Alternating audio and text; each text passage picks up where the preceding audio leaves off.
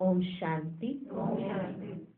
2 फरवरी 2014 अव्यक्त महावाक्य अव्यक्त बाप दादा रिवाइज कोर्स की मुरली, जिसकी ओरिजिनल डेट है 3 अप्रैल 1997।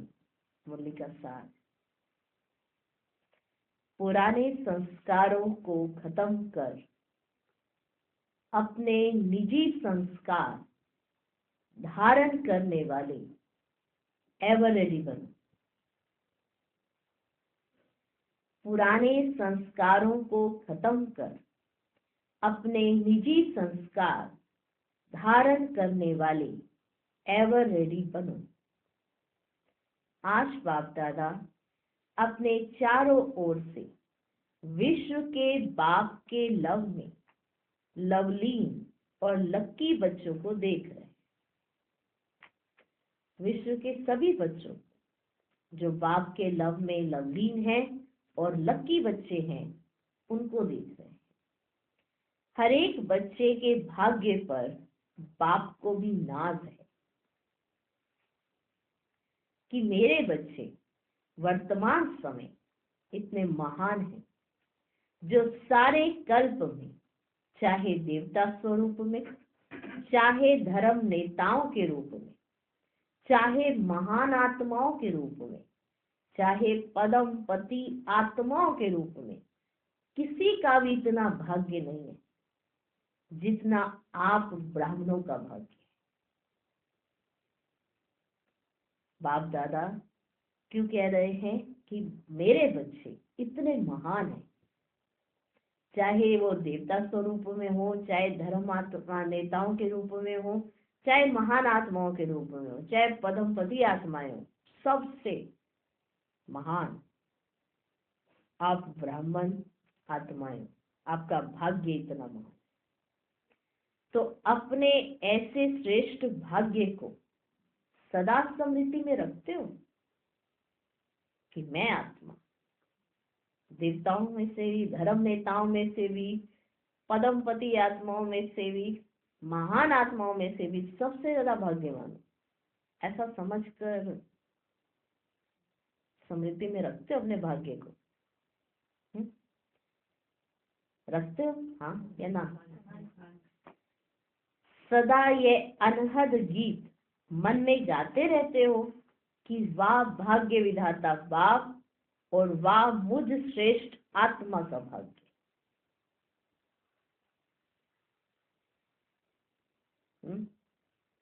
ये गीत गाते हो सदा कि वाह भाग्य विधाता बाप, जो मेरे भाग्य को लिख रहा है उसकी वाह, और वाह मुझ श्रेष्ठ आत्मा का भाग्य। गाते हो ये गीत अनहद। सब जानते हैं कि सदा हम नहीं गाते। तो बाबा जब देख रहे हैं कि बच्चे ये सदा क्यों नहीं गा पाते, तो उसका कारण भी आगे बताएंगे। बाबा इतना प्यार करता है बच्चों से। ये भाग्य का गीत सदा ऑटोमेटिक बजता रहता है। बाप बच्चों को देख देख सदा हर्षित होते हैं। बाबा जब अपने बच्चों को देखते हैं तो सदा हर्षित होते हैं, या कभी कभी हर्षित होते हैं? सदा हर्षित होते हैं ना। बच्चे भी हर्षित होते हैं, लेकिन कभी कभी बीच में अपने भाग्य को इमर्ज करने के बजाय मर्ज कर देते हैं। माना बाबा जब अपने बच्चों को देखते हैं तो सदा हर्षित होते हैं, लेकिन बच्चे जब बाप को देखते हैं तो क्या सदा हर्षित होते हैं? कभी कभी हर्षित होते हैं। क्यों? क्योंकि जो अपना इतना ऊंचा भाग्य है उसको इमर्ज करने के बजाय मर्ज कर देते। जब बाप देखते हैं कि बच्चों के अंदर अपने सौभाग्य का नशा निश्चय मर्ज हो जाता है, तो क्या कहेंगे? क्या कहेंगे फिर बाबा? कि बहुत सुंदर सा शब्द है वो जो बाबा कह देते हैं।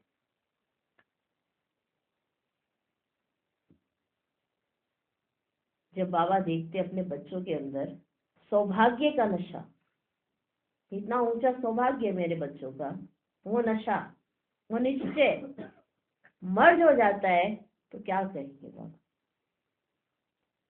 क्या कहेंगे? ड्रामा।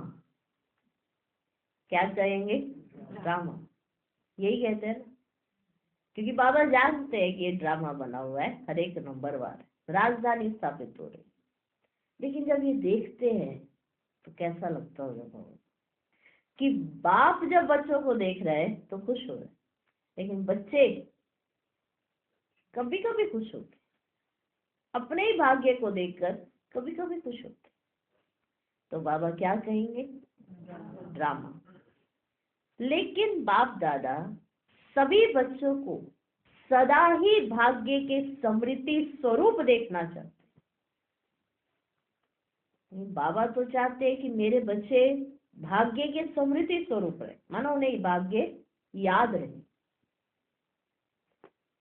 आप भी सभी चाहते हैं, यही चाहते हो ना कि आपको आपका भाग्य याद रहे। आप भी सभी यही चाहते हैं, लेकिन ये लेकिन बीच में आ जाता है। ये जो है ना लेकिन, ये लेकिन बीच में आ जाता है। किसी से भी पूछो, किसी भी बच्चे से पूछो बाबा कैसे, तो सब बच्चे यही लक्ष्य रख करके चल रहे हैं कि मुझे बाप समान बनना ही है। यही लक्ष्य है ना हम सबका, कि मुझे बाप समान बनना ही है। लक्ष्य बहुत अच्छा है, जब लक्ष्य श्रेष्ठ है, बहुत अच्छा है, फिर कभी इमर्ज रूप, कभी मर्ज रूप क्यों? जब आपका लक्ष्य इतना श्रेष्ठ है, क्या लक्ष्य है? बाप समान बनना। तो कभी तो इमर्ज रूप में, कभी मर्ज रूप में क्यों? कारण क्या? बाप दादा से इतने अच्छे अच्छे वायदे भी करते हैं, रूढ़िहान भी करते हैं, फिर भी लक्ष्य और लक्षण में अंतर क्यों?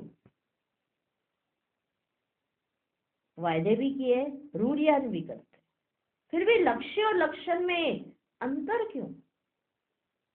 तो बाप दादा ने रिजल्ट में देखा कि कारण क्या है। रिजल्ट में देखा कि कारण क्या है। वैसे तो आप सब जानते हैं, नई बात नहीं है, फिर भी बाप दादा रिवाइज कराते हैं। माना जो बातें बाबा आपको बताएंगे वो आप जानते हो पहले से, क्योंकि इतनी बार बाबा समझा चुके हैं। ये 97 की मुरली है, 97। उससे पहले कितनी मुरलियां चल चुकी होंगी सोचो। तो बाबा कहते हैं वैसे तो सभी जानते हो, क्योंकि नई बात तो नहीं है कि लक्ष्य इतना ऊंचा फिर भी लक्ष्य नहीं आ रहे हैं, कारण क्या है, जानते सभी हो। लेकिन आज फिर बाप दादा रिवाइज कराते हैं। ठीक है, बी रेडी? सभी तैयार हैं? हम सब बच्चे तैयार हैं सुनने के लिए कि कारण क्या है। तो सुने, बाप दादा ने देखा तीन बातें हैं वो। एक है सोचना, संकल्प करना, माना सोचा। एक है सोचना, संकल्प करना। दूसरा है बोलना, वर्णन करना।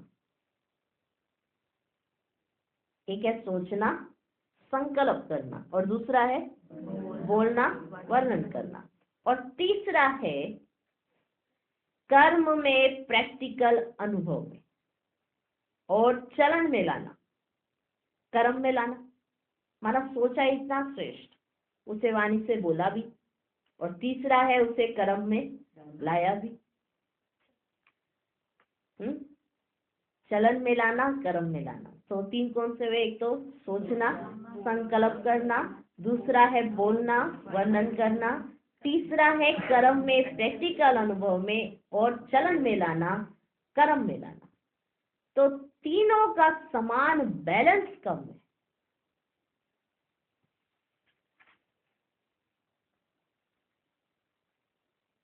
तीनों का समान बैलेंस कम है। जब बैलेंस होता है, अगर तीनों का समान बैलेंस है, सोचना बोलना करना, सोचना बोलना करना, अगर तीनों का समान बैलेंस रहे तो बाबा कहते तो निश्चय और नशा इमर्ज होता है। अगर तीनों का समान बैलेंस रहे तो निश्चय और नशा इमर्ज होता है। और जब बैलेंस कम है तो निश्चय और नशा मर्ज हो जाता है। सुना? हम बहुत अच्छा सोचते हैं, हम बहुत अच्छा बोलते भी हैं, क्या हम वही वाला करते भी हैं? क्योंकि अगर तीनों में बैलेंस है, बहुत अच्छा सोचा, बहुत अच्छा बोला और बहुत अच्छा किया, तो आपका निश्चय और नशा इमर्ज रहे। और अगर बैलेंस नहीं है तो निश्चय और नशा मर्ज हो जाता है। तो रिजल्ट में देखा गया कि सोचने की गति बहुत अच्छी है, कि बहुत अच्छा सोचते हैं। सोचने की गति जो है वो बहुत अच्छी भी है और फास्ट भी है, बहुत जल्दी बहुत अच्छा सोच लेते हैं। और बोलने में रफ्तार और नशा, वह भी 75% तो ठीक है। बहुत अच्छा सोचेंगे, नहीं नहीं ऐसा नहीं है, ऐसा है ऐसा है ऐसा है, और फिर वो बोल भी देंगे, तो 75% ठीक है। बोलने में मेजोरिटी होशियार भी हैं, लेकिन प्रैक्टिकल चलन में लाने में टोटल मार्क्स कम है। प्रैक्टिकल चलन में लाने में टोटल मार्क्स कम है। तो दो बातों में तो ठीक है, मानो सोचा और बोला। जो सोचते हैं वो हम बोल ही देते हैं, फिर बात आती है करने पर, प्रैक्टिकल करने पर। हम तो ऐसा पुरुषार्थ करेंगे, हम ऐसा करेंगे, हम ऐसा करेंगे, अरे बाबा मिला, ये मिला, सब कुछ मिला, बहुत बोल देंगे। सोचा है तभी तो बोला है ना, बोल देंगे। फिर जब करने की बारी आएगी तो कम हो जाते हैं। तो बाबा कहते दो बातों में तो ठीक है, लेकिन जो तीसरी बात है ना, उसमें बहुत कम है। कारण, अब इसका भी कारण सुने। लक्ष्य और लक्षण एक समान नहीं है, उसके तीन कारण, तीन बातें बताई। ठीक है, सोचना बोलना और करना। और ये दो बातें तो ठीक है, लेकिन तीसरी कम क्यों है, उसका भी एक कारण है। सुने? जब संकल्प भी अच्छा है, बोल भी बहुत सुंदर रूप में हो, बोल भी आप जो रहे हो वो बहुत सुंदर रूप में बोल रहे हो, फिर प्रैक्टिकल में कम क्यों होता है? कि जब करने की बारी आती है वो कम क्यों हो जाता है? कारण क्या जानते हो? कारण क्या है जानते हो? हाँ या ना तो बोलो। हाँ, हाँ या ना तो बोलो। ये बाबा ने बोला ऐसे, हाँ या ना बोलो। जानते बहुत अच्छा है, जानते तो बहुत अच्छी तरह से हो। अगर किसी को भी कहेंगे ना इस टॉपिक के ऊपर भाषण करो, तो आप में से सब के सब इसके टॉपिक पे लिख सकते हैं। लिख सकते हैं कि नहीं? किस पर? सोचना बोलना और करना। तो अगर कहे कि टॉपिक पर भाषण करो या क्लास कराओ, तो कितना अच्छा क्लास कराएंगे। करा सकेंगे कि नहीं करा सकेंगे? हाँ, जो कहते हैं सब हम करा सकते हैं इस पे, इस टॉपिक के ऊपर क्लास, सोचना बोलना करना, हर एक अपने प्रैक्टिकल अनुभव से करा सकते हैं। करा सकते हैं, तो कितना अच्छा क्लास कराएंगे। और बड़े निश्चय नशे फलक से भाषण भी करेंगे और क्लास भी कराएंगे। बड़े निश्चय नशे और फलक से भाषण भी सुना देंगे और क्लास भी कराएंगे। कराते हैं ना, कराते हैं ना। बाप दादा सबकी क्लासेस सुनते हैं, सबकी क्लासेस सुनते हैं। माना आप जब किसी को सुनाते हो तो वो क्या होती है, क्लास ही तो होती है। किसी की क्लास लगाते हो, किसी को जब सुनाते हो कि नहीं नहीं ऐसा नहीं ऐसे करो, ऐसा नहीं ऐसे करो, तो कितना अच्छा सुनाते हो। तो बाप दादा सबके क्लासेस सुनते हैं, क्या क्या बोलते हैं, मुस्कुराते रहते हैं। बाबा फिर मुस्कुराते रहते हैं। वाह वाह बच्चे वाह। है ना, किसी को उठाने के लिए या किसी को क्लास कराने के लिए गए हैं हमारे बच्चे। हाँ? सोचो सोचो, देखो चित्र आप सबके सामने आ गया होगा। जब किसी को सुनाने जाते हैं तो कितना नशा आ जाता है, कितना एकदम नशे से फकर से। और जो सुन रहा होता है वो तो सोचता है कि ये तो ऐसा ही होएगा, है ना, ये तो प्रैक्टिकल होएगा। लेकिन जब हम बाप के सामने बैठते हैं तो हम ही कहते हैं कि सोचना, बोलना और करना हमारा नंबर 1 है। तो बाबा कहते हैं कि जब बाबा देखते हैं कि बड़ी अच्छी क्लास करा रहे हैं दूसरे की, बड़े अच्छे से समझा रहे हैं दूसरे को, तो मुस्कुराते हैं और क्या कहते हैं, वाह वाह बच्चे वाह। मूल बात है बाप दादा ने पहले भी सुनाया है, ये रिवाइज कोर्स चल रहा है। ये जो कोर्स चल रहा है वो है रिवाइज कोर्स। तो बाप कहते हैं कि कारण एक ही है, ज्यादा भी नहीं है, एक ही कारण है। और बाप दादा समझते हैं कि कारण को निवारण करना मुश्किल भी नहीं है, वो सहज है। लेकिन सहज को मुश्किल बना देते हैं। मुश्किल है नहीं, बना देते हैं। क्यों? नशा मर्ज हो जाता है। जो नशा आपका इतना ऊपर होना चाहिए वो क्या हो जाता है, नशा मर्ज हो जाता है। एक ही कारण है, जो भी धारणा की बातें सुनते हो, करते भी हो, चाहे शक्तियों के रूप में चाहे गुणों के रूप में, धारणा की बातें बहुत अच्छी अच्छी करते हो, करते कि नहीं?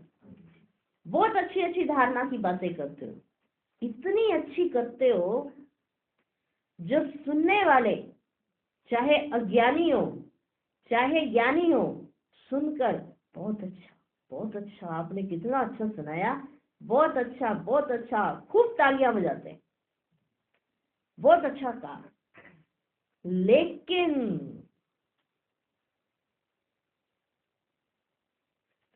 कितनी बार आज लेकिन आया? ये लेकिन ही विघन डाल देता है। अब बहुत अच्छा सुना रहे, पर अंदर से लेकिन, पर ये जो लेकिन आया ना, यही विघन डाल देता है। लेकिन शब्द समाप्त होना अर्थात बाप समान समीप आना, और बाप के समीप आना अर्थात समय को समीप लाना। ये लेकिन शब्द, जैसे कहते हैं ना कि ये पुरुषार्थ करेंगे, वो करेंगे, फिर कहते हैं पर लेकिन ऐसा होता तो नहीं है ना। कुछ ना कुछ पॉइंट अपने अंदर ही इमर्ज कर लेते हैं। ये लेकिन शब्द ही कहना विघन डाल देता है। लेकिन शब्द समाप्त होना अर्थात बाप समान समीप आना, माना जो आपका लक्ष्य है, लक्ष्य मत भूलना, लक्ष्य क्या है, बाप समान। तो बाप समान समीप आना और बाप के समीप आना अर्थात समय को समीप लाना। लेकिन अभी तक लेकिन शब्द कहना पड़ता है। बाप को अच्छा नहीं लगता लेकिन कहना ही पड़ता है। तो कारण क्या? जो भी कहते हो, धारण भी करते हो, धारणा के रूप से धारण करते हो, और वह धारणा किसकी थोड़ा समय, किसकी ज्यादा समय भी चलती है, लेकिन धारणा प्रैक्टिकल में सदा बढ़ती चले, उसके लिए यही मुख्य बात है कि जैसे द्वापर से लेकर अंतिम जन्म तक जो भी अवगुण व कमजोरियां हैं, उसकी धारणा संस्कार रूप में बन गई। समझे? समझ में आया हम सब बच्चों को? बाबा कहते कि ये धारणा प्रैक्टिकल में क्यों नहीं बनती? सोचते तो बहुत अच्छा हो, कहते भी बहुत अच्छा हो दूसरे से, लेकिन ये जो लेकिन शब्द आ जाता है ना, ये क्यों आता है? हर कोई कहता नहीं है, अब हर एक अपना चेकिंग करे, कहते नहीं हो कि लेकिन, ये लेकिन शब्द कहते हो कि नहीं अपने आप को पॉलिश करने के लिए? लेकिन कहते कि नहीं कहते हैं? कहते ना, लेकिन कमी खुद में होएगी और डाल देंगे दूसरे के ऊपर, लेकिन उसने ऐसा किया ना करती आत्मा तो मेरी स्थिति ठीक रहती। लेकिन ये जो लेकिन है ना, यही बाप समान बनने नहीं देता। कोई ना कोई बात का अपने पास हमारे सबके लेकिन जरूर है कि नहीं है नहीं है? कारण क्या है? ये लेकिन कहाँ से आया वो भी बाबा समझाते हैं। जैसे द्वापर से लेकर अंतिम जन्म तक जो भी अवगुण व कमजोरियां हैं, उसकी धारणा संस्कार रूप में बन गई है, और संस्कार बनने के कारण मेहनत नहीं करनी पड़ती है वो संस्कारों के लिए। जो माया के संस्कार है उसके लिए कितनी मेहनत करते हो? अरे मैं कोशिश कर रहा हूँ मुझे गुस्सा आ जाए, अपने आप आ जाता है। कोई कोशिश करता है कि अरे मैं कोशिश कर रहा हूँ बहुत देर से कि मुझे क्रोध आए। ये किसके संस्कार है? ये द्वापर से जो कमी कमजोरियां अवगुण है वही है ना, इनकी धारणा, ये धारणा संस्कार रूप में बन गई है। संस्कार बनने के कारण मेहनत नहीं करना पड़ता। छोड़ना भी चाहते हैं, अच्छा नहीं लगता है, फिर भी कहते हैं क्या करें, मेरा संस्कार ऐसा है। छोड़ना चाहते हैं। कौन है जो नहीं छोड़ना चाहता? कौन है जो क्रोध नहीं छोड़ना चाहता हो? गुस्सा आता हो उसे घड़ी घड़ी और चाहता हो कि नहीं छूटना नहीं चाहिए बिल्कुल भी, काम कैसे चलेंगे? कोई है ऐसा? अभी सुबह तो किसी को क्रोध नहीं आ रहा, लेकिन अगर कल की कोई बात या परसों की कोई बात याद करें तो अभी आ जाएगा। क्यों? क्योंकि वो धारणाएं संस्कार बन गई है। क्या बन गई है? संस्कार। वो अवगुण, वो कमजोरियां, वो धारणाएं संस्कार बन गई है, तो मेहनत नहीं लगती है, अच्छा नहीं लगता है, लेकिन फिर भी कहते हैं कि मेरा संस्कार ऐसा है। आप बुरा नहीं मानना, कहते कि नहीं कहते? आप बुरा नहीं मानना, मेरा संस्कार ऐसा है, मेरा संस्कार ही ऐसा है ना, क्या करें, आप बुरा मत मानो। संस्कार बना कैसे? ठीक, आप देख रहे हैं कि बाबा एक स्टेप से आगे आपको कैसे गाइड कर रहा है। कोई है ऐसे गाइड करने वाला? कोई नहीं गाइड करेगा। इतनी सूक्ष्मता में बाबा आपको लाके खड़ा करेगा कि कारण क्या है। अब आप बताओ संस्कार बना कैसे बन गया संस्कार? बनाया तभी तो बना ना। कैसे बना संस्कार? बनाया तभी तो बना ना। तो जब द्वापर से ये उल्टे संस्कार बन गए, जिससे आप समय पर मजबूर होते हो कि नहीं? फिर भी कहते हो क्या करें, संस्कार है। मजबूर भी होते हैं उस संस्कार से, फिर भी कहते हैं कि क्या करें, संस्कार है, क्योंकि इतने समय से है ना, इतनी जल्दी थोड़ा जाएगा। मजबूर भी हैं, फिर भी क्या कहते हैं, क्या करे, मेरा संस्कार है। तो संस्कार सहज ना चाहते हुए भी प्रैक्टिकल में आ जाते हैं ना। आ जाते कि नहीं आ जाते? आ जाते हैं ना, आ जाते हैं ना। जब कितने फक्र से कह रहे हैं हम सब आ जाते हैं, आ जाते हैं, इतने नशे से फकुर से कह रहे हैं आ जाते हैं। अभी बाबा कहे देवताई संस्कार आ जाते हैं, संस्कारों में कहाँ आ जाते हैं? नहीं आ जाते। आ जाते हैं ना, वो जो द्वापर से अवगुण और कमजोरियों के संस्कार हैं वो आ जाते हैं कि नहीं आ जाते? प्रैक्टिकल में आ जाते। किसी को क्रोध आ जाता है, थोड़े समय के बाद कहते हैं क्रोध आया। किसी को क्रोध आ जाता है, थोड़े समय के बाद कहते हैं आप बुरा नहीं मानना, मेरा संस्कार है, बुरा मत मानना, बस उस समय को पास होने देना। कहीं ऐसे स्पेशल भी कहते हैं उस समय को पास होने देना, मेरे आसपास मत भटकना, क्योंकि ये मेरा संस्कार है। हाँ हाँ, कह दिया क्योंकि ये मेरा संस्कार है। थोड़े समय के बाद कहते हैं आप बुरा नहीं मानना, मेरा संस्कार है। क्रोध को संस्कार बनाया, अवगुण को संस्कार बनाया, और गुणों को संस्कार क्यों नहीं बनाया? क्रोध के लिए कहते हैं ना कि ये मेरा संस्कार है। क्रोध को संस्कार बनाया, अवगुण को संस्कार बनाया। कोई बात आपको बहुत बुरी लगती है तो बहुत ज्यादा गुस्सा आता है, तो ये किसका है? ये अपना संस्कार है ना। ये बात बुरी लगी है और क्रोध आ गया है, तो ये किसका है? अपना संस्कार। कहते हैं ना कि ये मेरा संस्कार है, मुझे बुरी लगी और मुझे क्रोध आया, तो क्रोध को संस्कार बनाया, अवगुण को संस्कार बनाया, और गुणों को संस्कार क्यों नहीं बनाया? क्यों नहीं बनाया? गहराई से सोचना। अब आगे की कहानी शुरू होने जा रही है कि करते क्या है।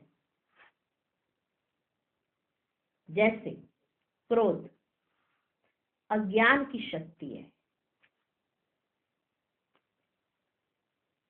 क्रोध अज्ञान की शक्ति है, और ज्ञान की शक्ति क्या है? क्या है?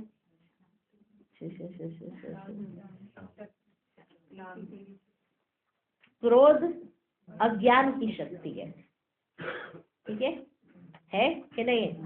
क्रोध अज्ञान की शक्ति है, और ज्ञान की शक्ति, ज्ञान की शक्ति शांति है,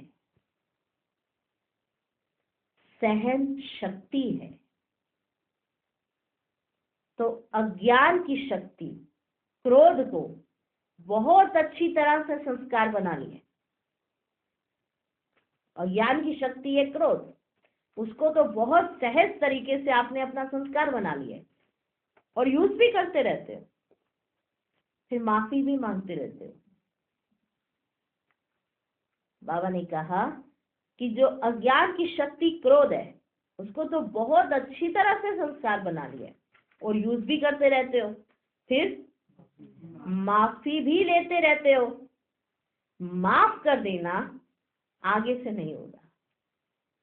ये कहते हैं कि नहीं कहते? जब क्रोध आता है या कुछ भी ऊपर नीचे होता है या कुछ भी मुख से निकल जाता है या कुछ भी ऐसा होता है, तो सामने वाले से क्या कहते हैं हम? माफ कर देना, आगे से। अच्छी तरह से सुन लो ये लाइन पहले ना। हम बोलते हैं कि नहीं बोलते? ये किसी एक या दो की कहानी नहीं चल रही है, ये हम सब की कहानी है। कहते हैं कि ना माफ कर देना। बहुत इंटरेस्टिंग, आगे भी बाबा कहानी सुनाएगा, इसलिए अब पहले सुन लो हम क्या करते हैं। संस्कार बना लिया क्रोध को और यूज करते रहते हैं, और फिर माफी मांग लेते हैं। माफ कर देना आगे से नहीं होगा। कहते हैं ना, तभी तो प्यार होगा आपस में। अगर माफी नहीं मांगेंगे और आपस में एक दूसरे को नहीं कहेंगे तो फिर तो क्रोध रहेगा ना बीच में।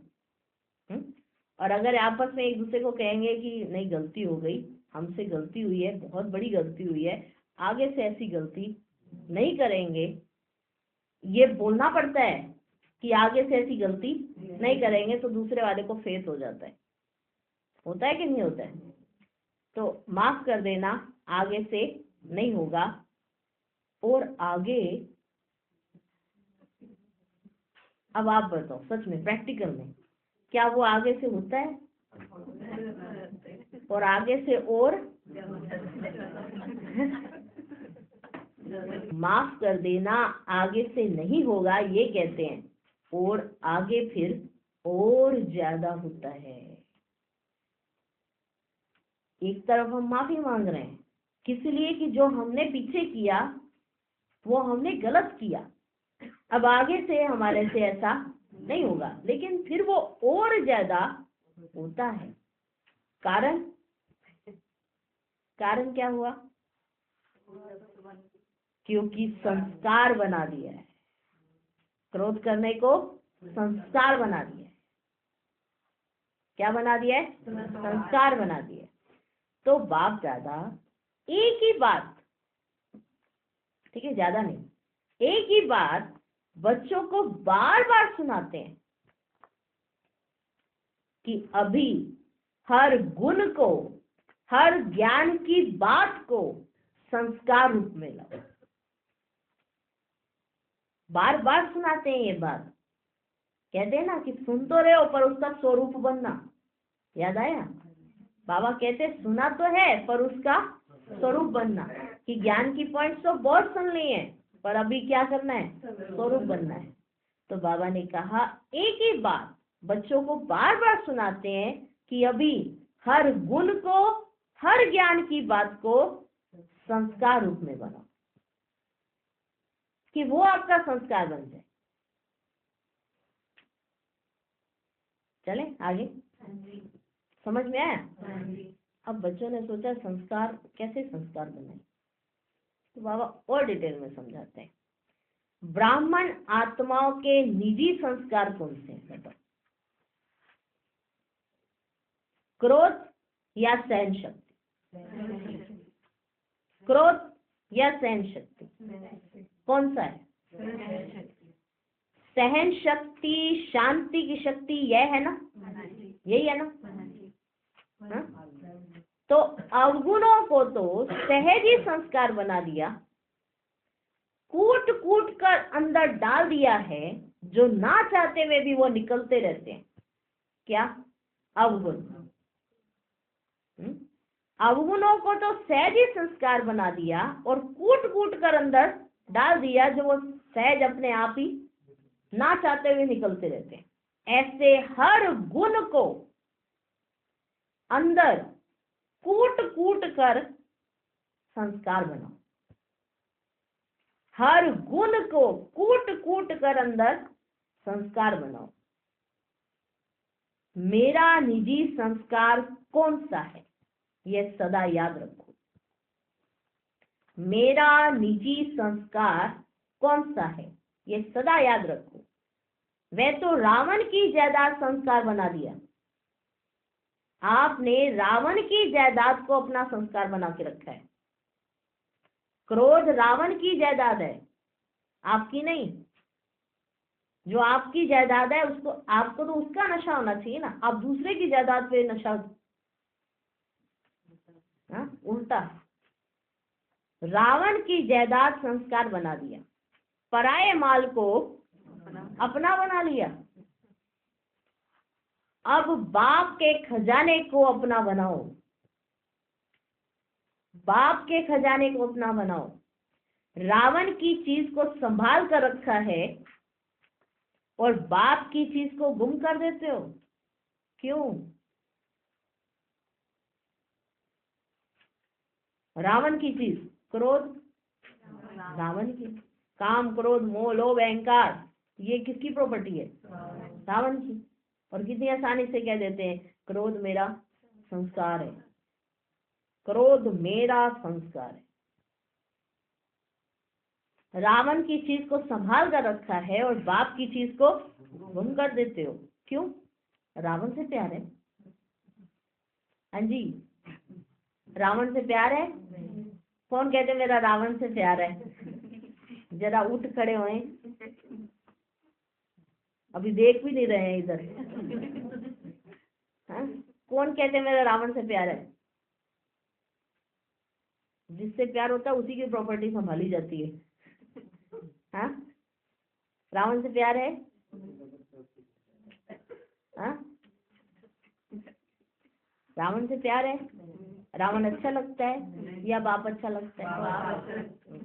रावण अच्छा लगता है या बाप अच्छा लगता है? कहेंगे तो सभी बाप अच्छा लगता है, यही मन से कह रहे हो ना। लेकिन अंडरलाइन इस बात पे करना, लेकिन जो अच्छा लगता है ना, उसकी बात निश्चय की सहाय से दिल में समा जाती है। निश्चय की सहाय से कि उसने जो कहा वही ठीक है। समझ रहे हो? जो अच्छा लगता है उसकी बात जो उसने कहा निश्चय की स्याही से दिल में समा जाती है। कौन सी स्याही? निश्चय की स्याही। ऐसा भी कह सकता बाबा कि जो अच्छा लगता है उसकी बात दिल में समा जाती है, लेकिन बाबा ने विशेष ये साथ में कहा कि निश्चय की स्याही से दिल में समा जाती है। माना निश्चय होता है उसकी बात पे। अगर कोई हमारा अच्छा भी कहेगा या बुरा भी कहेगा, उस पे निश्चय होगा कि अगर इसने हमारी कमी बताई है तो हमारे कल्याण के लिए। बाबा हमारी कमियां बता रहा है तो इसका मतलब ये नहीं कि बाबा हमारे में कमियां देख रहे हैं।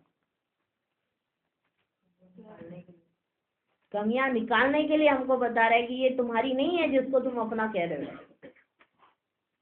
तो जो अच्छा लगता है उसकी बात निश्चय की स्याही से दिल में समा जाती है। जब कोई रावण के संस्कार के वश होते हैं और फिर भी कहते रहते हैं हो गए हैं रावण के संस्कार के वश, मानो क्रोध आ गया है, गुस्सा आ गया है, देह अभिमान आ गया है, ये रावण के संस्कार है। बाबा ने दिए क्या प्रॉपर्टी में? ये देह अभिमान क्रोध बाबा ने दिया नहीं ना। ये किसका संस्कार है? रावण का। बाबा कहते जब कोई रावण के संस्कार के वश होते हैं और फिर भी कहते रहते हैं बाबा आपसे मेरा बहुत प्यार है, बहुत प्यार है बाबा, बहुत प्यार है। बाप उससे कितना प्यार है? कितना प्यार है? तो कहते हैं आकाश से भी ज्यादा प्यार है बाबा। रावण के संस्कार के वश हो गए और बाबा से मिलने आए। रावण के संस्कार के वश हो गए और बाबा ने पूछा, बाबा ने पूछा कि बच्चे मुझसे प्यार है? प्यार है? कितना प्यार है बच्चे? हाँ? फिर बाबा को बोलेंगे बाबा मेरे तो आप दूसरा ना कोई। फिर बाबा कहेगा अच्छा बच्ची, अच्छा बच्चे, फिर दूसरे को क्यों पकड़ा? जब तुम्हारा एक बाप दूसरा ना कोई, फिर तो एक बाप के सहारे में रहो ना, तो दूसरे को क्यों पकड़ रहे हो? तो बाबा अगर पूछेगा कि बाबा कहेंगे कि बच्चे कितना प्यार है, तो कहते हैं आकाश से भी ज्यादा। बात सुन करके खुश भी होते हैं कि कितने भोले बच्चे हैं। हाँ? एक तरफ तो रावण की गोद में जा रहे हैं और दूसरी तरफ मुझे भी लेके चल। तो बाबा कहेंगे कितने भोले बच्चे। फिर भी बाप कहते हैं कि बाप का सभी बच्चों से वायदा है कि दिल से अगर एक बार भी मेरा बाबा बोल दिया, फिर भले बीच बीच में भूल जाते हो, लेकिन एक बार भी दिल से बोला ना मेरा बाबा, तो बाप भी कहते हैं कि जो भी हो जैसे भी हो मेरे ही हो। सिर्फ ले तो जाना ही है ना, ले तो जाना ही है, क्योंकि एक बार भी अगर दिल से बोल दिया, क्या बोल दिया? आवाज में दम नहीं आपको, दिल से बोलो फिर से बोलो मेरा बाबा। अगर एक बार भी दिल से बोल दिया मेरा बाबा, तो आप जो भी हो जैसे भी हो, बाबा कहते मेरे ही हो। ले तो जाना ही है। सिर्फ बाप चाहते हैं कि बाराती बनकर नहीं चलना, क्योंकि बाराती भी जाते हैं पीछे पीछे, सजनी बनकर चलना। ये बाप की चाहना है। और साथ साथ वही चलेगा जो बाप समान होगा, जिसकी स्मृति में रावण के संस्कार नहीं, बाप के संस्कार होंगे। तो बाराती बनकर नहीं चलना, सजनी बनकर चलना। सुन करके तो सभी बहुत खुश हो रहे हैं, आहा बाबा ने कहा जो भी हो जैसे भी हो मेरे ही हो, सुनकर तो सभी बहुत खुश हो रहे हो। अपने ऊपर हंसी भी आ रही है, अपने ऊपर हंसी भी आ रही है। अभी सुनने के समय अपने ऊपर हंसते हो ना, जब सुन रहे हो तो हंसते हो ना, हंसते हो कि नहीं हंसते, हंसते कि नहीं हंसते? अपने ऊपर हंसी आती है। और जब जोश करते हो, जब जोश में आ जाते हो, जोश में आ जाते हो जब, तब लाल पीले हो जाते हो। क्योंकि जैसे ही क्रोध आया तो कैसे हो जाते हैं, हाँ कैसे हो जाते हैं, लाल पीले। अगर बाबा ऐसे बुलाए, आओ मेरे लाल पीले बच्चे,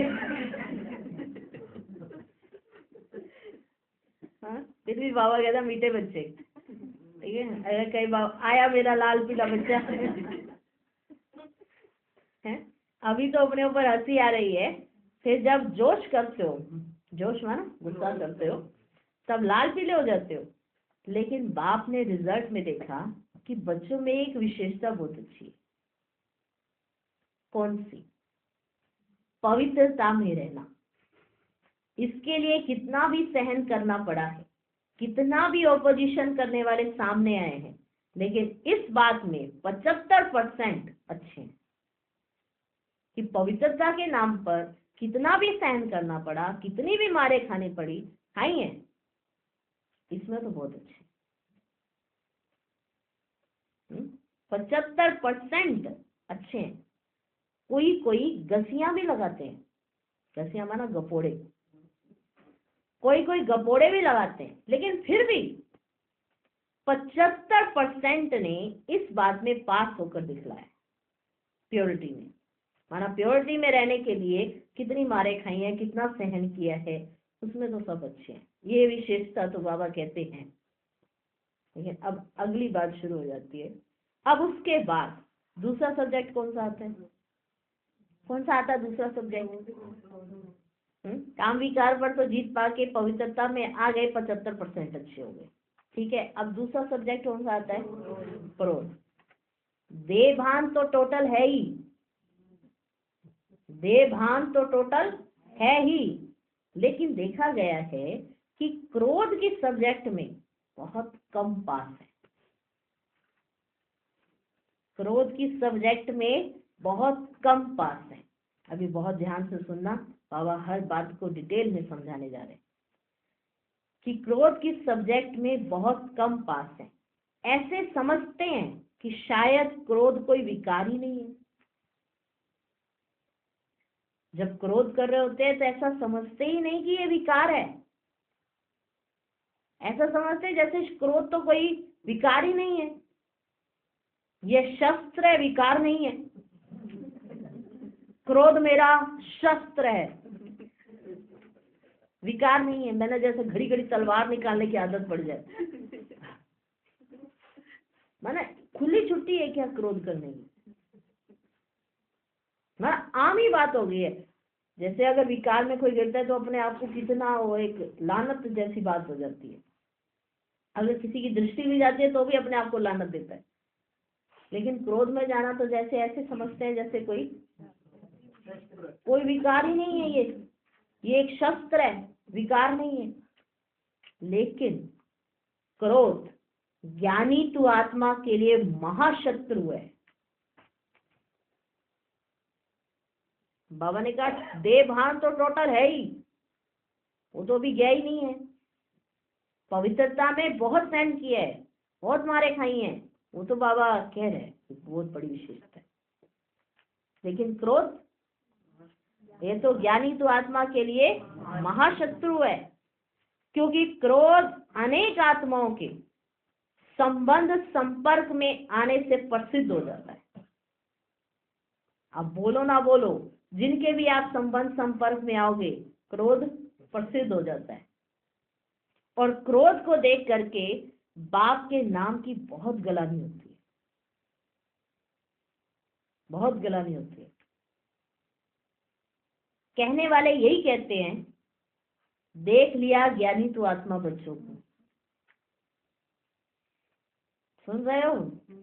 कहने वाले यही कहते हैं, देख लिया ज्ञानी तू आत्मा बच्चों को, जिनके अंदर इतना ज्ञान कूट कूट के, अरे हम तो उनके सामने कुछ भी नहीं, इतना ज्ञान था उनके अंदर कूट कूट के, हर घड़ी हर एक को सुनाना, हर एक को उठाना, हर एक को आगे बढ़ाना, लेकिन उनमें इतना क्रोध। तो क्या कहते हैं, देख लिया ज्ञानी तू आत्मा बच्चों को। क्रोध के बहुत रूप है। चलो अभी रूप सुन लो। क्रोध के बहुत रूप है। देखो कितना मजा आता है कि जब भगवान हमको हमारा साक्षात्कार कराता है तो सुन के कितना मना लगता है कि भगवान हमको देख रहा है।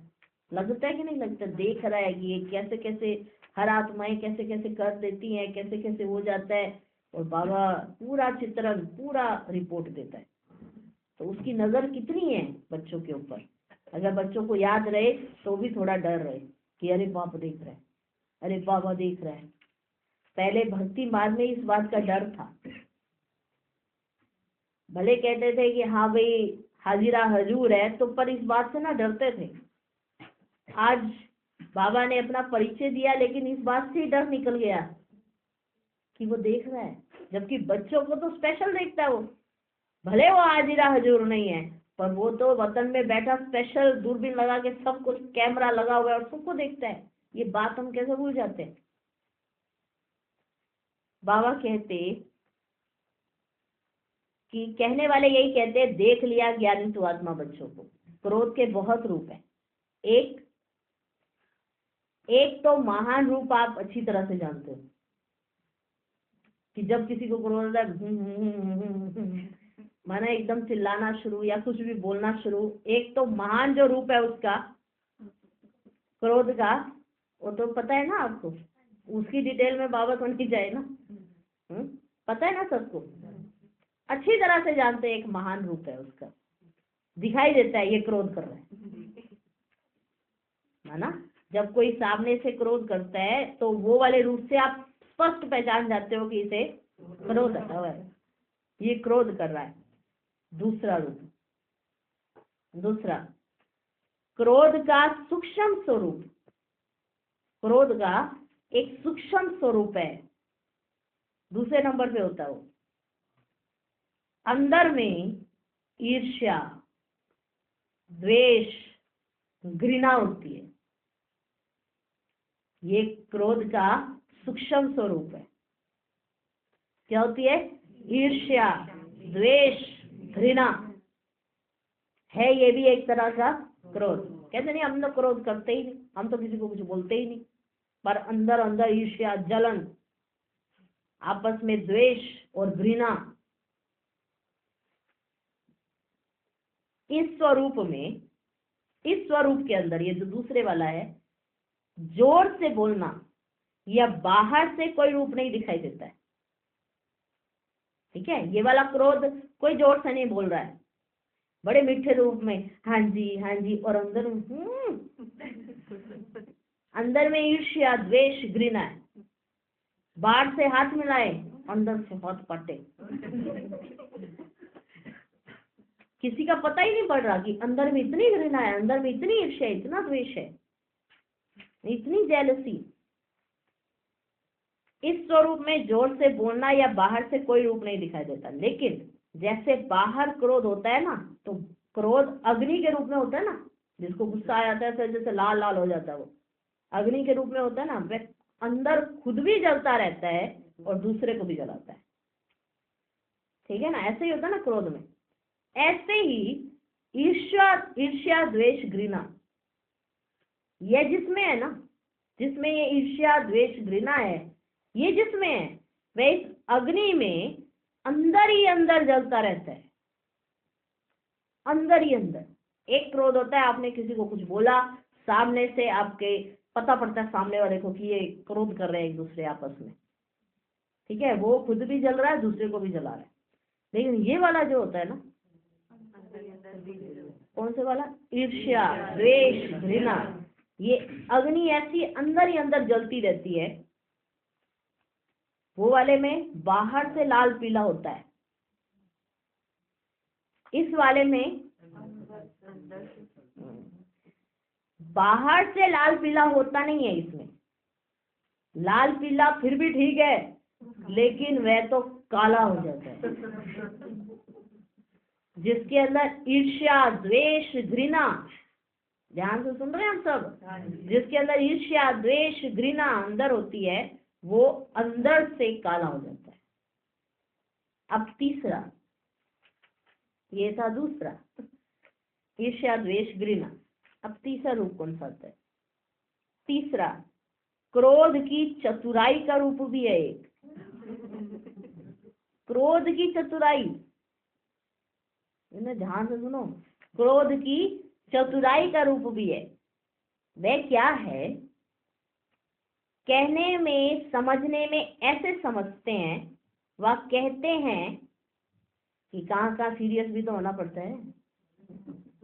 माना क्रोध को सहज स्वीकार नहीं करेंगे कि हम क्रोध में है या ईर्ष्या, द्वेष, घृणा में। अगर उसकी चतुराई दिखा रहे, सीरियस भी तो रहना पड़ता है। सारा दिन इन्हीं की तरह ही यू ऐसे करते रहेंगे क्या? सीरियस भी तो होना पड़ता है। कहने में, समझने में ऐसे समझते हैं, वह कहते हैं कि कहाँ कहाँ सीरियस होना ही पड़ता है, कहाँ कहाँ लो उठाना ही पड़ता है।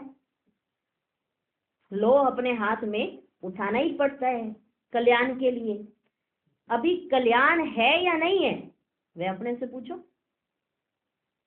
पूछो अपने आप से कि अभी इस तरह की बात जो कर रहे हैं, लो अपने हाथ में उठा रहे हो, इसमें आपका अपना कल्याण है या दूसरे का कल्याण है? अपने से पूछो। बाप दादा ने किसी को भी अपने हाथ में लो उठाने की छुट्टी नहीं दी है क्या किसी को भी? नहीं, बोलना ही पड़ता है, नहीं कहना ही पड़ता है। कहेंगे नहीं तो उनको पता कैसे चलेगा? दी छुट्टी उठाने की लो। क्या कोई मुरली में कहा है कि भले लो उठाओ? क्रोध नहीं करो। लो उठाने वाले के अंदर का रूप वही क्रोध का अंश होता है। जिसने लो अपने हाथ में उठाया या कुछ भी यज्ञ के प्रति, बड़ों के प्रति कुछ भी ऊपर नीचे किया, तो वो क्या है? क्रोध ही तो है। किसी को आप क्रोध में आ गए हो तो कोई नहीं मानता कि नहीं मैं क्रोध कर रहा हूं, लेकिन लो उठाकर अवज्ञाएं करना, क्या वो क्रोध नहीं है? वो क्रोध का ही अंश होता है। जो निमित्त आत्माएं हैं वह भी लो उठाते नहीं है, लेकिन उन्हों को लो रिवाइज कराना पड़ता है कि लो क्या बना हुआ है। निमित्त बनने वालों को इतनी छुट्टी है, सबको नहीं है कि सब एक दूसरे से इस तरह की बात करें, सबको नहीं है। आज बाप दादा थोड़ा ऑफिशियल शिक्षा दे रहे हैं, प्यार से उठाना। जो शिक्षा बाबा दे रहे हैं ना, उसको प्यार से उठाना, क्योंकि बाप दादा बच्चों के लिखे हुए, किए हुए वायदे देखकर, सुनकर मुस्कुराते रहते हैं कि इन्होंने कितने वायदे लिख कर दिए और आज भी बोलते रहते। अभी बाप दादा ने जो सुनाया कि हर गुण को निजी संस्कार बनाओ, इसे अंडरलाइन करो। ऐसे अंडरलाइन किया तो अभी से यह कहना कि शांत स्वरूप में रहना, सहनशील बनना, यह तो मेरा संस्कार बन गया है। ये अब आपके शब्द होने चाहिए। बाबा कहते कि शांत स्वरूप में रहना, सहनशील बनना, यह तो मेरा संस्कार बन गया है। फिर बाप दादा जब मिलन मनाने आएंगे ना, तो इसे अपना निजी संस्कार बनाकर बाप दादा के आगे इन 5-6 मास में दिखाना। इसलिए आज रिजल्ट सुना रहे हैं। क्रोध की रिपोर्ट बहुत आती है बाबा के पास, क्रोध की रिपोर्ट बहुत आती है। छोटा बड़ा भिन्न भिन्न रूप से क्रोध करते हैं। अभी बाप दादा ज्यादा नहीं खोलते हैं, लेकिन कहानियां तो बहुत मजे की हैं। इसलिए आज से क्रोध को क्या करेंगे? विदाई देंगे विदाई देंगे? हाँ, तो सभी ने ना खूब तालियां बजाई। क्या करी? खूब तालियां बजाई। देखो, ताली बजाना तो बहुत सहज है, लेकिन क्रोध की ताली नहीं बजेगी। बाप दादा अब ये बार बार सुनना नहीं चाहते, फिर भी रहम पड़ता है तो सुन लेते हैं। कोई बात होती है, अब बार बार ये बातें नहीं सुनना चाहते, फिर भी रहम पड़ता है तो सुन लेते हैं। तो अब से ये नहीं कहना कि बाबा वायदा तो किया, ये लिख कर भी दिया है, लेकिन फिर आ गया, क्या कर? चाहते नहीं है, आ जाता है। बाबा आप ही माया को समझा दो, ये क्रोध को भी थोड़ा समझा दो, ये ना आया करे। तो ये पुरुषार्थ भी बाप करे, आपका ये पुरुषार्थ भी बाबा करे कि क्रोध को भी समझा दे और माया को भी समझा दे। क्या कहते हो? समझा दे बाबा? हैं? क्रोध को समझा दे कि मेरे बच्चे इतने भोले भाले, इतने बेचारे कितने मासूम मासूम दिखते हैं। हाँ, कितनी मासूमियत से कहते बाबा हो गया, फिर से हो गया, फिर से बाबा माया आ गई, फिर से बाबा। आप कोई ऐसी युक्ति लगाओ ना बाबा, ऐसी कोई छड़ी घुमाओ। इतना समझाने के बाद भी कोई कहेंगे बाबा फिर से हो गया। क्या करें? चाहते नहीं है, आ जाते हैं ना बाबा। आप ही माया को समझा दो, क्रोध को समझा दो, तो यह पुरुषार्थ भी बाप करे, बाप करे। और प्रारब्ध बच्चे लेंगे, यह भी मेहनत बाप करे। तो ऐसा वायदा नहीं करना, ऐसा वाला वायदा नहीं करना जो फिर 5 मास के बाद रिजल्ट देखे। भले आप बताओ नहीं बताओ, आपको बीच में क्रोध आए और आपने नहीं बताया, भले आप बताओ या नहीं बताओ, बाप के पास तो पहुंचती है। ऐसी रिजल्ट ना हो, क्या करें? हो जाता है। सरकमस्टांस ऐसे आते हैं ना बाबा। बात ही इतनी बड़ी हो गई थी, बात इतनी बड़ी हो गई थी ना, बाप को भी ना समझाने की कोशिश करते, बाबा को भी समझाने की कोशिश करते। बाबा आपको नहीं पता, टू मच ऐसी बात हो गई थी ना।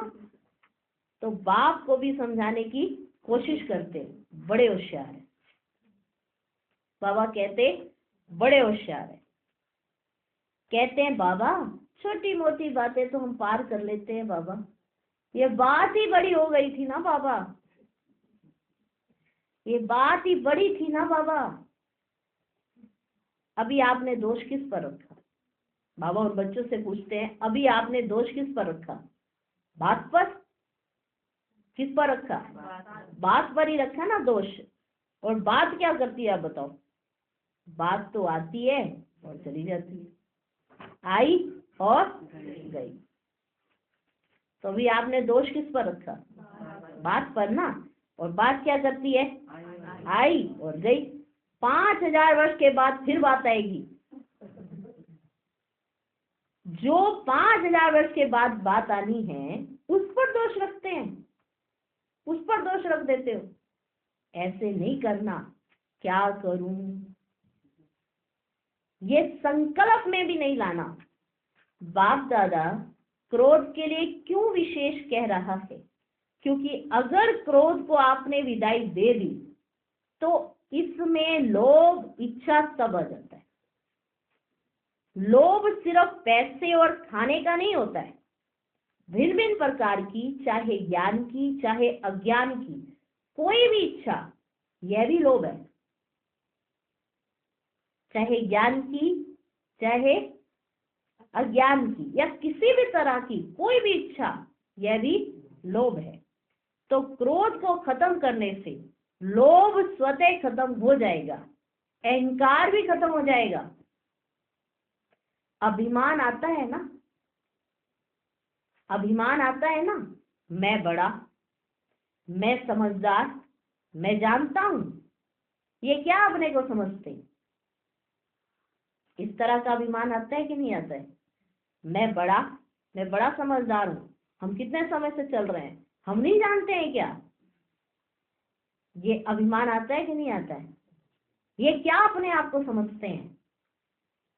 तब क्रोध आता है, जब ये अभिमान आ जाता है। जब इस तरह का अभिमान आता है कि मैं बड़ा, मैं समझदार हूँ, मैं जानता हूँ, हम नहीं समझते हैं क्या किसी बात को? ये क्या अपने को समझते हैं ये? तब क्रोध आता है। तो अभिमान और लोभ यह भी साथ साथ बच्चे विदाई ले लेंगे।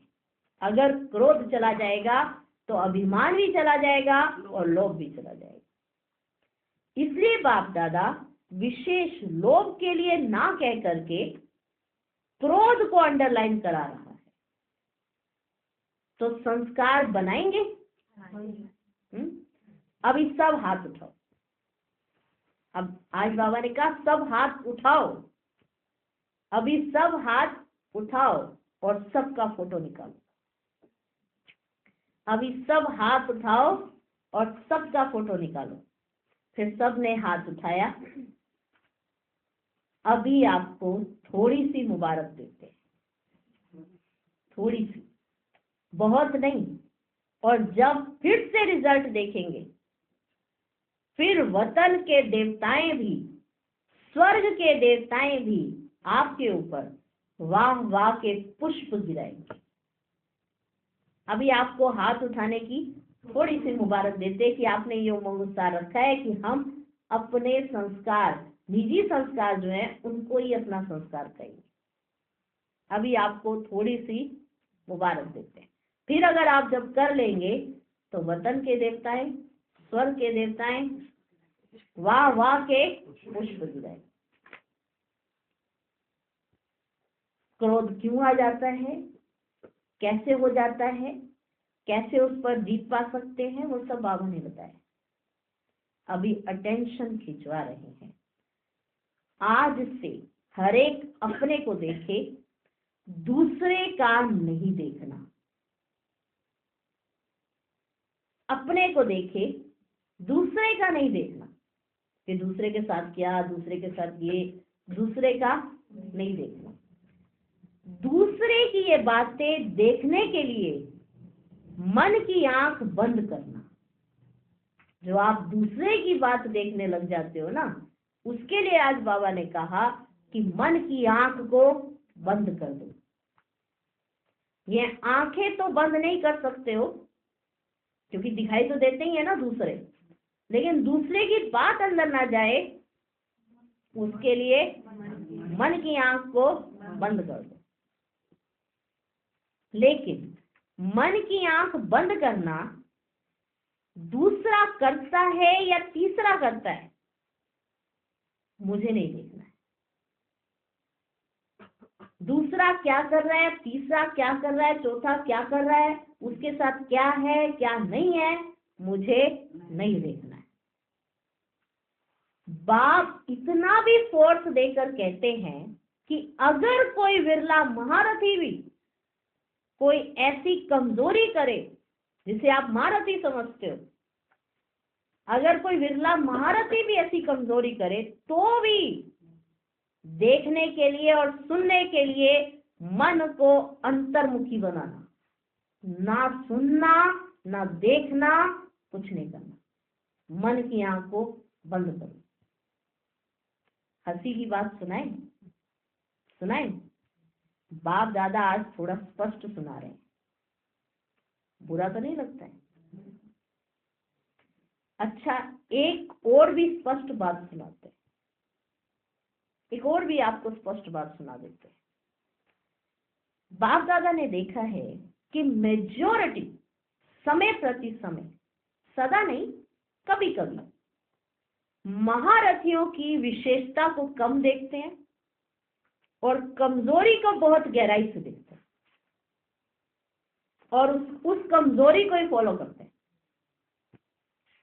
किसी महारथी से कोई गलती हो जाती है, उस कमजोरी को फॉलो करने लग जाते हैं, लेकिन जो उसकी विशेषता थी उसको फॉलो नहीं करते। महारथी की विशेषता को कम देखते, कमजोरी को बहुत गहराई से देखते हैं और फॉलो करते हैं। और फिर एक दो से वर्णन भी करते हैं कि क्या है, सबको देख लिया, ये क्या है, सबको देख लिया। महारथी भी ऐसे करते हैं, हम तो यहीं पीछे, हम तो यहीं पीछे, लेकिन ये आत्मा ऐसे सोच सकती है, ऐसा कर सकती है, हम तो यहीं पीछे। अभी महारथी जब बदलेंगे ना तो हम बदल जाएंगे। अब जब ये महारथी बदलेगा तो हम भी बदल जाएंगे। माना अगर वो महारथी को देखकर कुछ ऐसी एक्टिविटी कर रहे हैं तो जब ये बदलेंगे अब, तब हम बदल जाएंगे। लेकिन महारथियों की तपस्या, किससे कंपैरिजन कर रहे हो भैया? सोचना चाहिए। महारथियों की तपस्या, महारथियों के बहुत काल का पुरुषार्थ, उन्हों को एडिशन मार्क्स दिलाकर भी पास विद ऑनर कर लेती है। वो तो पास विद ऑनर हो जाएंगे, उनको एक्स्ट्रा मार्क्स मिल जाएंगे, क्योंकि उनकी बहुत समय की तपस्या है, उनका बहुत समय का पुरुषार्थ है, उनको तो मिल जाएगा। लेकिन जो देख रहे हैं महारथियों को, उनका क्या होगा? आप इसी इंतजार में रहेंगे कि महारथी बदलेंगे तो हम बदलेंगे, तो धोखा खा लेंगे। इसलिए मन को अंतर्मुखी बनाओ। समझा? ये भी बाप दादा बहुत सुनते हैं, देख लिया, ये भी बाबा ने बहुत सुना है, देख लिया, देख लिया, देख लिया। ये भी बाप दादा बहुत सुनते हैं, देख लिया, सारे एक जैसे हैं, देख लिया।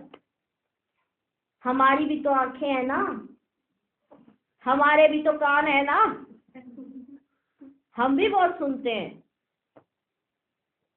हमने भी तो बहुत सुना है, हमारी भी तो आंखें हैं, हम बिना आंखों के कह रहे हैं कि ये सारी बातें हमने अपने कानों से सुना है, हमने अपनी आंखों से देखा है, हम भी बहुत सुनते हैं। लेकिन महारथियों से इस बात में रीस नहीं करना। अच्छाई की रेस करो, बुराई की रीस नहीं करो, नहीं तो धोखा खा लेंगे। बाप को तरस पड़ता है, क्योंकि महारथियों का जो फाउंडेशन है, निश्चय, अटूट, अचल है, उसकी दुआएं एक्स्ट्रा महारथियों को मिलती हैं। इसे कभी भी मन की आंख को इस बात के लिए नहीं खोलना, बंद रखो। सुनने के बजाय मन को अंतर्मुखी रखो। समझा?